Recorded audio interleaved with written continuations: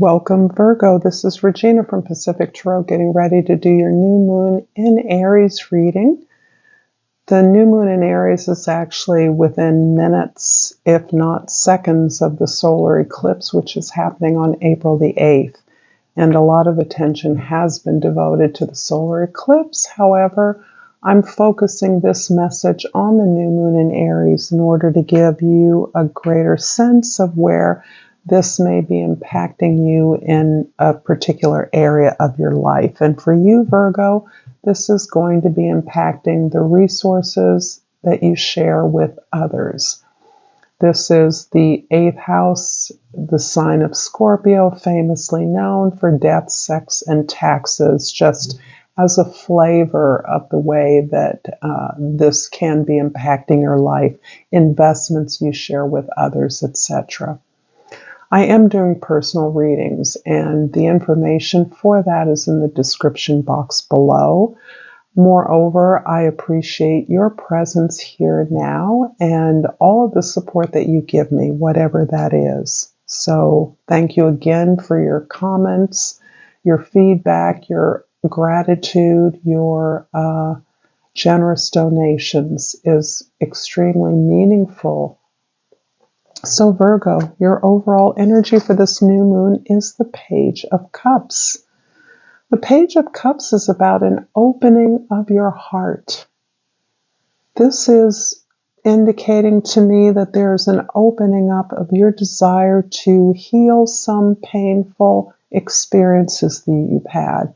Perhaps the acknowledgement that you have not been happy, that you are not satisfied with something, and that you are resolving to change that. This feels as though it is particular to those of you that may have imagined that you could never find love again, could never be loved in a particularly powerful way that you have undoubtedly experienced. Otherwise, it wouldn't be referenced. You may have given up on that dream or hope, or it may be as well that you are pursuing a dream that requires your creative and imaginative gifts and opening up of your ability to be playful, to be light, to understand what you've learned from the most difficult experiences that you've had. So this is a playful energy. It also indicates a message you're receiving, an offer, an apology, or one that you are contemplating giving, considering giving. In the 10th house, your social identity, your social position, the way others see you, the 5 of Cups is really reflecting back on this openness after a real sense of regret, sorrow, loss that you have been experiencing in mulling over a heartache, a failure, disappointment that you've endured. It feels like it's been a while, and there's something about 5 years here that seems important to this particular heartache that perhaps was revisited, reconnected unsuccessfully with. What this card obviously shows is that you are aware that you've learned something from this disappointment, or that you are now desiring to acquaint yourself, consider how you've grown. And in looking at the way in which you have become more familiar with your needs, your desires, and your potential, you're expressing a certain amount of gratitude for this creative, imaginative ability that you do have. And perhaps there is a dream, a pursuit attached to that acknowledgement of an ability that you have attempted to engage over and over again. There's a pattern here of heartbreak, of disappointment, of failure that you are mulling over, you're looking at deeply. In the 1st house, the 3 of Swords. This goes directly to the experience of failure and disappointment that you've had. The beautiful thing about having this in your first house is that you have taken the time to deeply understand how these experiences were repeated or why you were drawn to these relationships over and over again. The way in which you found it difficult or impossible to truly commit to a relationship that appeared to have all the marks of your offering yourself up, you're sacrificing yourself, and you're understanding now that giving your power away was almost a recipe for failing, for disappointment, for having your heart broken. You're now taking responsibility for these failed relationships, these failed efforts that you've made. This isn't just about a personal heartache. This is about a failure, a lack of finding completion or success with something that you went into with an expectation of success. So now that you're understanding how, in many ways, you set this up, you're understanding that there is something beyond, that this has been a gift. You've learned about yourself through this experience and are now fully aware of what real love takes. And that is at least a connection, a deep connection with yourself, a sense of respect for yourself. In the fourth house, this is the house of your home, your family, your past. The Two of Swords indicates a decision that you have to make.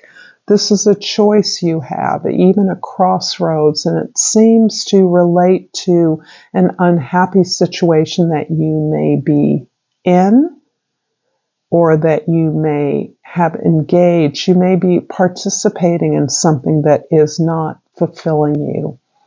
And part of the reason that this has existed at all is because of your difficulty in really looking at this pattern, looking at the way that you may have engaged in this experience as an evasion of a real commitment, so that you may have allowed someone to sacrifice or be devoted to you without an equal or a reciprocal commitment, setting up an unhappy relationship, one in which either or the both of you is not satisfied, cannot receive what is desired on either side. This also means that there is a choice, and there's a lot of pressure to make a choice now. Something tells me that the length of time that this has gone on, that this has been a pattern, means that it feels like the time is now, like there's no more time to let this keep percolating, circulating. And instead, you do know the right way for you. It's not the comfortable way.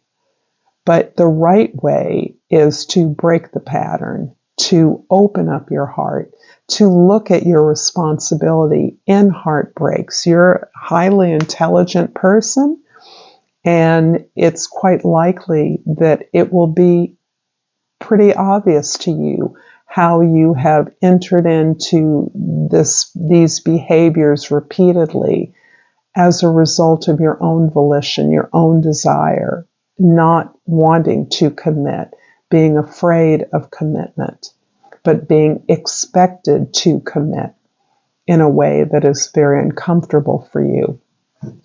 In the seventh house, the house of your significant relationships, we see a whole different you emerging.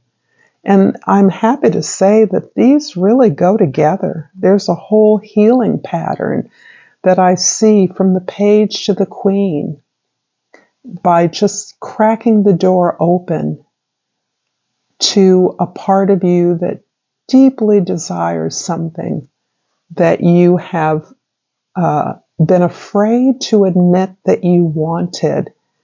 There is somebody or an opportunity that matches your desire. And this person is someone who exemplifies nurturing, caring, attention, loving, giving, flowing, sensual, creative, supportive. And something is telling me that this is not the kind of relationship that you have fostered in the past or been engaged in. But this person represents the desire, your heart's desire, in a way that is still feeling a little scary for you.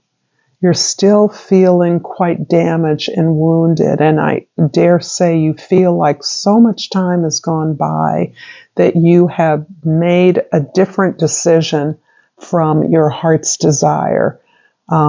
You've let yourself be chosen. You've rejected those that were the fit or the match for you because it was too scary, too much work. It would require you looking at yourself in a way that felt challenging. I'm going to pull a Soul's Journey card, Virgo. If you're vibing with this reading, this is Resonate. Please like this video, share this with others, comment below, and subscribe to my channel, Pacific Tarot. I would appreciate it. And I pull the Gratitude card. I'm thankful for this life and the opportunities that it presents.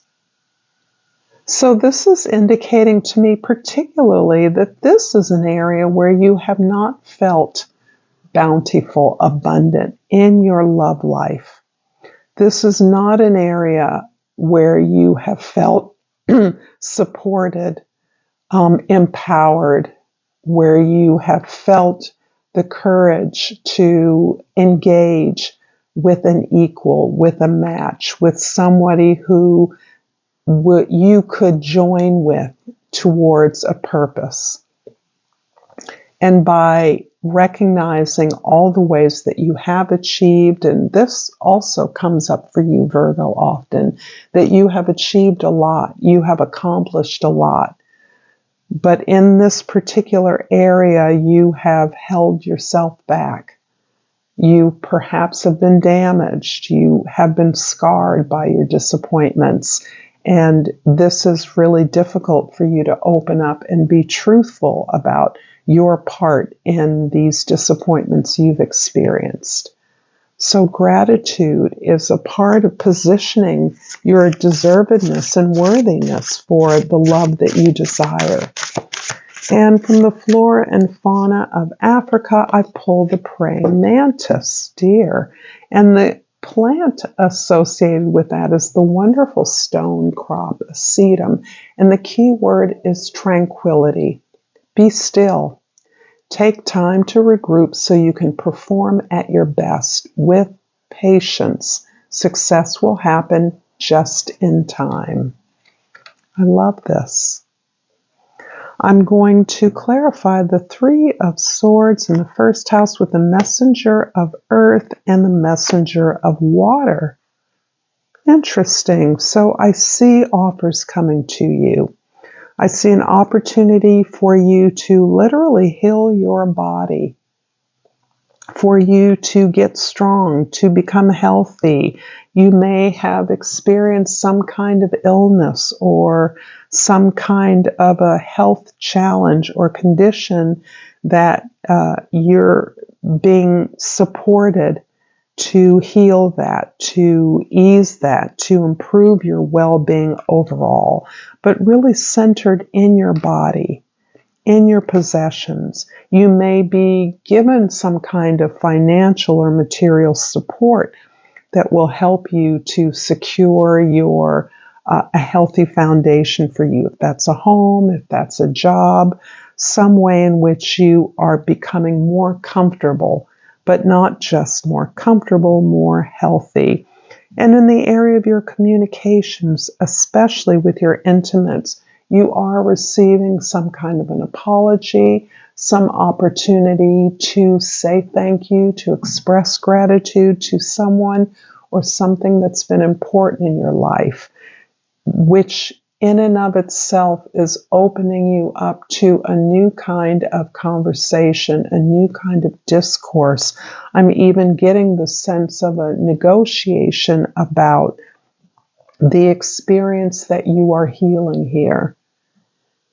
This may be attached to a particular person, but this is really about unleashing your creative potential, opening up your imagination, looking at your life with humor, looking at your heartaches with humor, with a light touch, understanding that despite the challenges you may have experienced, that a lot has been gained, and this ability to relax, to be still, is part of what is allowing you to be patient, to understand and be assured that success, the success of your heart's desire, is available to you.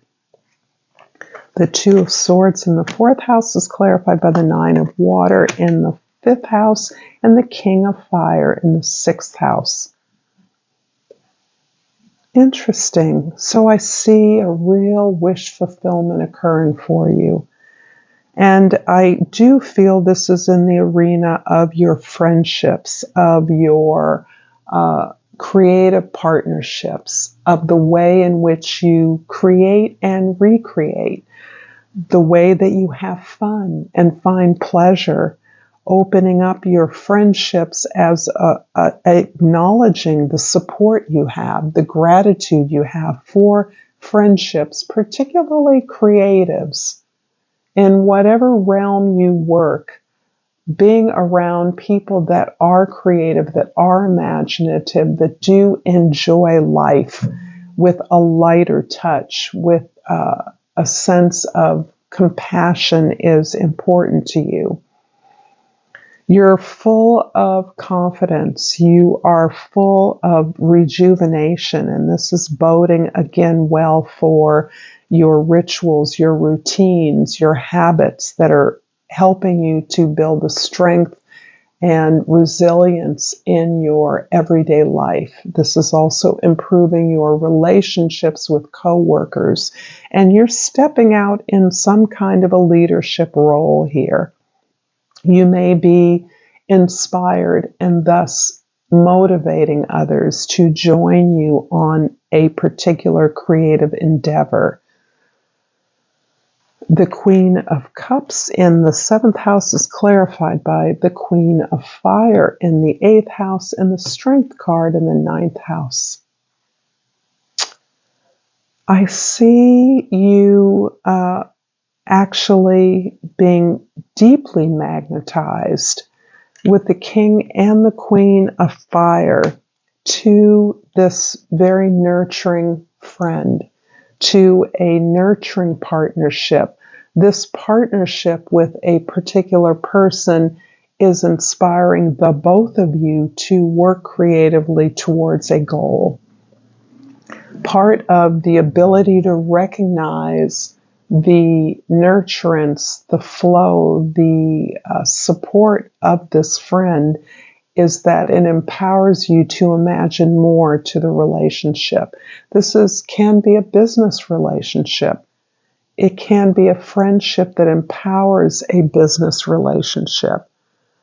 So whatever the conditions are, there is a deep match here. Someone who lights you up, someone who fires you, someone where you experience strong chemistry and a sense of confidence and rightness with.